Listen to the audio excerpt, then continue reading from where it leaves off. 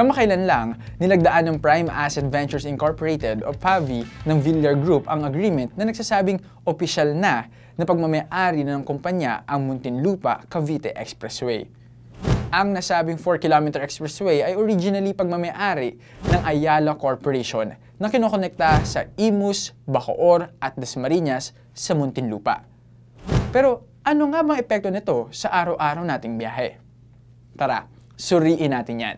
July 24, 2015, unang binuksan sa publiko ang MCX na tinatayang umabot sa 2 billion pesos. Pinangunahan ni dating Pangulong Noynoy Aquino ang inauguration ng expressway na unang public and private partnership road project sa ilalim ng kanyang administration.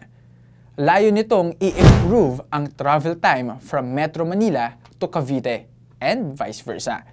Nagbigay daan din ito para mas mapadaling mapuntahan ang New Bilibid Prison sa Muntinlupa. 7 years later, in 2022, inanunsyo ng Ayala Corporation ang 100% divestments sa MCX. Nagkaroon sila ng initial agreement kay Manny Villar na nagka-interes bilhin ang expressway. Pagmamay-ari ni Villar ang Vistaland and Lifescapes Incorporated na may developments malapit sa Toll Road. July 19, 2023, piniyagan ng Department of Public Work and Highway ang transfer of ownership ng MCX from Ayala Corporation to Villar Group. Pinangunahan ni Villar at Ayala Corporation President and CEO Cesar Consing ang signing ng agreement. Ayon kay Villar, resolusyon ang pagbili nila ng MCX para makapagbigay ng maayos na serbisyo sa publiko. Align din dito ang ongoing investment portfolio expansion ng Villar Group sa kanilang negosyong housing, retail, power, utilities at iba pa.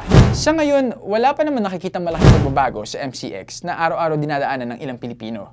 Pero kung ano man ang maging plano ni Villar sa expressway, sana lang hindi ito maging dagdag abala sa mga normal na Pilipino. Ikaw, anong inaasahan mo sa pagbabago ng MCX? DWIZ Research Report.